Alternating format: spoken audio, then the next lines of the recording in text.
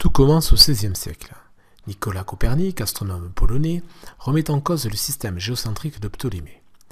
Pour Copernic, le Soleil est au centre et la Terre lui tourne autour. C'est la révolution copernicienne.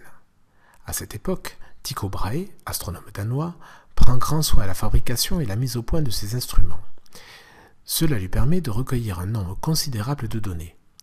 Bien qu'effectuées à l'œil nu, ces mesures sont à leur meilleure au moins 10 fois plus précises que celles de ses prédécesseurs en Europe. Kepler est autrichien. À l'aide des mesures précises de Tycho Brahe, il affine le modèle héliocentrique de Copernic. En particulier, il affirme que les planètes ne suivent pas de trajectoire parfaitement circulaire, mais des trajectoires elliptiques. Il publie les 2 premières lois de Kepler en 1609 et la 3e en 1618. La première loi de Kepler dit juste que les trajectoires des planètes autour du Soleil sont des ellipses, mais on peut dire que ces trajectoires sont quasiment des cercles. La deuxième loi de Kepler est aussi appelée loi des aires. Pourquoi loi des aires ? Eh bien parce qu'au cours de la trajectoire de la planète, ici repérée par la lettre P, le segment SP, qui relie le centre du Soleil à celui de la planète, balaye des aires égales pendant des durées égales. Regardez cette animation dans laquelle on colorie à discrétion l'aire balayée pendant 1 seconde. Les aires sont égales car lorsque la planète est loin du Soleil, elle se déplace plus lentement que lorsqu'elle s'en rapproche. Nous avons déjà vu, grâce à la première loi, qu'une planète décrit une trajectoire elliptique autour du Soleil.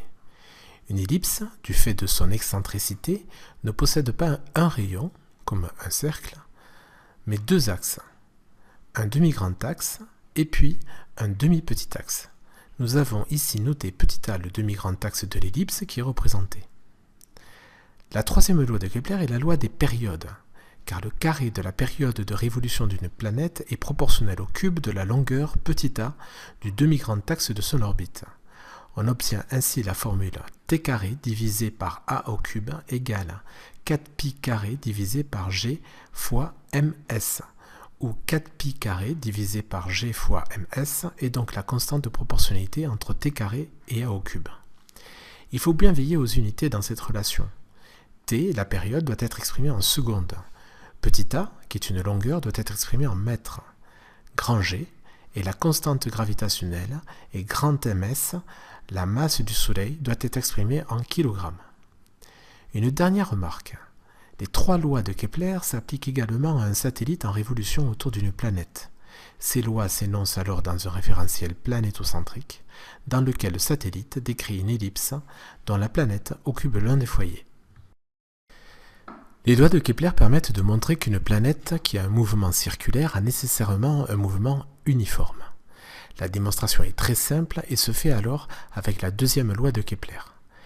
D'après cette 2e loi, le rayon vecteur Soleil-planète balaye les 2 aires ici hachurées en vert et donc les 2 arcs de cercle décrits en rouge correspondant pendant des durées égales.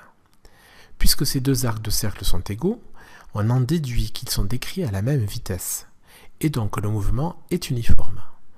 On peut même montrer que la vitesse d'un mouvement circulaire vaut v égale racine carrée de grand G fois grand M sur grand R, où grand M est la masse du Soleil et grand R le rayon de la trajectoire de la planète qui tourne autour.